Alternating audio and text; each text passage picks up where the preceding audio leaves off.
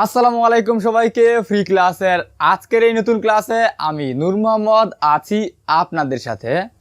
আজকের ক্লাসে আমরা যে বিষয়টা দেখাবো সেটি খুবই ইন্টারেস্টিং, কারণ আজকের ক্লাসে তুমি যদি মাত্র 2 মিনিট কন্টিনিউ করো তাহলেই তুমি বলবে ভাইয়া এই ক্লাসটা তো ক্লাস 3 অথবা 4 এর ক্লাসে দিলেও পারতো, এত সহজভাবে তোমাদের বোঝাবো। তুমি নিজে বলবা এই কথাটা। তাছাড়া আপনি অথবা আপনারা যদি দেখে থাকেন যারা একাদশ অথবা দ্বাদশ শ্রেণীতে পড়ালেখা করেন নাই অথবা জীবনে পড়ালেখা করেন নাই, শুধু যদি ক্লাসটা দেখেন তাহলে আপনি নিজেও পারবেন, এত সহজভাবে বোঝানো হবে। খেয়াল করেন, শুধু আপনারা সবাই শুধু মনোযোগ দিকে একটু খেয়াল করেন 2টা মিনিট। আচ্ছা, আমরা প্রথমে যে কাজটা করব, অক্টাল থেকে আমরা বাইনারিতে রূপান্তর করব। আর গত ক্লাসে আমরা বাইনারি থেকে অক্টালে রূপান্তর দেখিয়ে ফেলেছি। এখন অক্টাল একটা সংখ্যা লিখে নেই, সেটা হতে পারে 2 6 7 3 দিয়ে দিলাম এবং এইখানে একটা দশমিক দিয়ে দিলাম। এটা একটা অক্টাল সংখ্যা। অক্টালের বেজ বা ভিত্তি হচ্ছে 8, আর আমার এটাকে রূপান্তর করতে হবে হচ্ছে বাইনারিতে। আর বাইনারির বেজ বা ভিত্তি হচ্ছে 2, আমরা 2 দিয়ে দিলাম। এইখানে আমার এই অক্টাল মানটা এই বাইনারির এই গ্যাপের মধ্যে বসাতে হবে। এখন আমাদের কাজ শুরু করি। আমরা প্রথমে লিখতে পারি 267.3, এটা লিখলাম। এখন এটার মান বের করে একদম ইজি। আমরা গত ক্লাসে কি শিখেছিলাম? বাইনারি থেকে অক্টাল কয় বিট? 3 বিট। এর ব্যাখ্যা কিন্তু আমি ওই ক্লাসে অলরেডি দিয়ে ফেলাইছি, এখন আর দিতে যাচ্ছি না। এখন শুধু মাথায় রাখো যে বাইনারি থেকে যদি অক্টাল 3 বিট হয় তাহলে অক্টাল থেকেও বাইনারি 3 বিটই। এখন আমি এটাকে 3 বিটে যেহেতু সাজাতে হবে, প্রথমে আমি সমান সমান দিয়ে একটু ফাঁকা ফাঁকা করে লিখি 267.3, একটু ফাঁকা ফাঁকা করে লিখলাম। কেন লিখলাম? 3 বিট করে সাজাতে হবে। এখন এই 3-র 3 বিট বাইনারি মান কিভাবে বের করি খেয়াল করো। আচ্ছা, 3 আমরা এখানে 3 কে লিখে দিব। আচ্ছা, 3 কে লেখার আগে আমরা একটা সূত্র শিখছিলাম ছোট। 3 বিট, যে এই 3 বিটের প্রথমটা হচ্ছে 1, পরেরটা হচ্ছে 2, পরেরটা হচ্ছে 4, অর্থাৎ এইভাবে আগায়। কেন আগায় তাও আমি ব্যাখ্যা দেওয়া আছে। তাহলে আমার প্রথমটা 1, দ্বিতীয়টা 2, তৃতীয়টা 4, এই 3 বিট। বাইনারি থেকে অক্টাল এই 3 বিট, অক্টাল থেকে বাইনারি এই 3 বিটেরই হয়। আর যদি হেক্সাডেসিমাল থাকতো তাহলে এখানে আরেকটা বিট বাড়তো, অর্থাৎ 4 এর দ্বিগুণ হতো, যেটা হচ্ছে 8। আচ্ছা, আমরা ওই দিকে এখন যাচ্ছি না, পেস লাগায় আনার দরকার নাই, এইটাই বুঝি। তাহলে 1 2 4।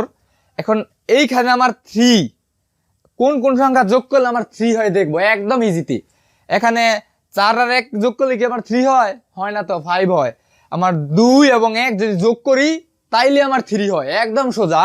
তাহলে আমি এইটা হচ্ছে আমার অ্যাক্টিভ, অর্থাৎ এইটাকে নিচ্ছি এবং এইটাকে নিচ্ছি, এই দুইটাকে নিচ্ছি আমি। এই দুইটার জন্য আমি 2টা 1 লিখবো, অর্থাৎ 2 আর 1 যোগ করলে হয় 3, আর এইটা আমি নিতাছি না তাই এখানে 0 দিব। আমার 4 দরকার নাই দেখা 4 এর নিচে 0, আর এখানে 1 1। তাহলে আমরা লিখতে পারি এই 3-র জন্য প্রথম 2টা নিচ্ছি, এই জন্য প্রথমে 2টা 1 দিব, অর্থাৎ এই 2টা অ্যাক্টিভ, এই 2টা সক্রিয়, এই 2টা সচল। তাহলে আমার এই 2টা হচ্ছে সচল দিকে 2টা 1। আর লাস্টেরটা অর্থাৎ 3 নাম্বারটা যে বিটটা, এটা হচ্ছে 4, এটা কিন্তু আমার সক্রিয় না। এই 3 বানানোর জন্য আমার কিন্তু এই 4টা দরকার নাই। 2 আর 1 এই 2টা যোগ করলে আমার চলে, অর্থাৎ এটা নিষ্ক্রিয়। যেহেতু নিষ্ক্রিয় তাই আমরা একটা 0 দিয়ে দিব। আর 3 বিটে কেন লিখলাম? অক্টাল থেকে বাইনারি 3 বিট।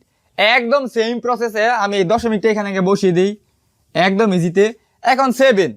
আচ্ছা, আমরা যদি 7 তৈরি করতে চাই, 7 বানাতে চাইলে আমার কোন কোন সংখ্যাটা যোগ করতে হবে? আচ্ছা, 4 আর 2 কত হয়?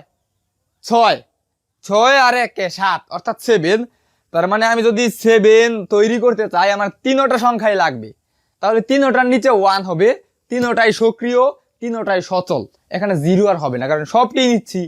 যেহেতু সবটি নিচ্ছি তাহলে আমরা এখন কি দিব? 3টা 1 দিয়ে দিব। এখানে একটা রেখা টেনে দেই। এরপরটা হচ্ছে 6। আচ্ছা, 6 এরপরেরটা 6 তৈরি করতে আমি যদি 6 তৈরি করতে চাই তাহলে আমার এখানে কোন কোন সংখ্যাটা প্রয়োজন, অর্থাৎ কোন কোন সংখ্যার যোগফল 6। কোন কোন সংখ্যার যোগফল 6? 4 আর 2 6, তাহলে আমরা কি করতে পারি, 4টা হচ্ছে অ্যাক্টিভ, এইটা অ্যাক্টিভ এবং এইটা অ্যাক্টিভ, অর্থাৎ 4 আর 2 6 হয়, আর একটা আমার দরকার নাই, 6ই দরকার, কারণ আমার এখানে 6 আছে। তাহলে এইটা নিচ্ছি আর এইটা নিচ্ছি, আর এইটা কি শূন্য হবে, অর্থাৎ এটা অপ্রয়োজনীয় নিষ্ক্রিয়। তাহলে আমার 4 আর 2 হচ্ছে 6, এই জন্য এই দুইটা এক লিখবো, প্রথমে 1 1 এবং পরেরটা হচ্ছে 0। তাহলে আমি এটা 0 লিখে দেই।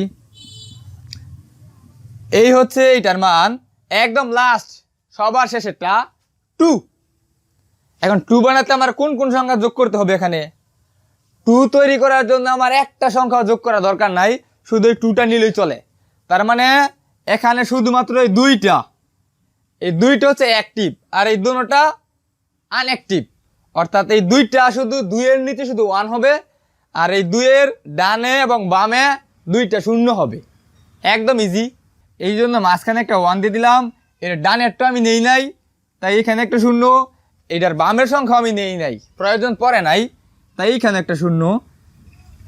এই হচ্ছে এই অক্টাল থেকে বাইনারিতে রূপান্তর, একদম ইজিতে, তুমি খেয়াল করলে দেখতে পাবা, এটা সুন্দরভাবে একটু লিখবা তুমি, মানে একদম সমান সমান করে। এখন আমি কি লিখে দিতে পারি, অতএব একটা জিনিস খেয়াল করো, এই লাস্টের শূন্যটা কিন্তু দরকার নাই, মানে উত্তর লেখার ক্ষেত্রে, কারণ বামে শূন্যের কোনো প্রয়োজন নাই।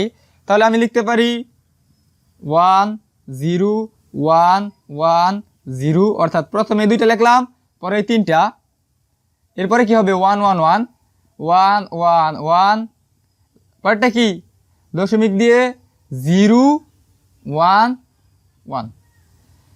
অলরেডি আমার এই অক্টাল থেকে বাইনারিতে কমপ্লিট। অনেকে বাইনারি মান বের করতে গেলে অনেক চার্ট মুখস্থ করে একদম ফাটায় ফালায়, এগুলো করার কোনো প্রয়োজন নাই, শুধু এইটা মনে রাখবা, এটা মনে রাখলেই তুমি একদম ইজিতে বের করতে পারবা, একদম ইজিতে। এই 3টে সংখ্যা মনে রাখবা 1 2 4।